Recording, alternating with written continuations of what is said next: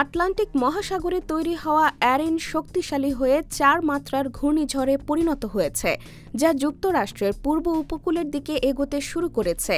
বর্তমানে ঝড়টি অ্যাঙ্গুইলা থেকে ১২০ মাইল উত্তর-পূর্বে অবস্থান নিয়েছে। জানা গেছে, ঝড়টির আশেপাশে বর্তমানে বাতাসের গতিবেগ ঘণ্টায় ২৩৩ কিলোমিটার।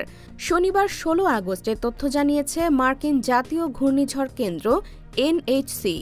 এনএইচসির তথ্য মতে শক্তিশালী এই ঘূর্ণিঝড়টি অগ্রগামী অংশ রোববার ১৭ আগস্ট উত্তর লিওয়ার্ড দ্বীপপুঞ্জ, ভার্জিন দ্বীপপুঞ্জ, পুয়ের্তো রিকো, হিস্পানিওলা এবং টার্কস এবং কাইকোস দ্বীপপুঞ্জের কিছু অংশকে প্রভাবিত করবে। আগামী সপ্তাহের শুরুতে বাহামা, বারমুডা এবং মার্কিন যুক্তরাষ্ট্রের পূর্ব উপকূলে এটি আঘাত হানতে পারে। এরিনের প্রভাবে রোববার উত্তর লিওয়ার্ড দ্বীপপুঞ্জ, ভার্জিন দ্বীপপুঞ্জ এবং পুয়ের্তো রিকো জুড়ে ভারী বৃষ্টিপাতের সম্ভাবনা রয়েছে বলেও জানানো হয়েছে।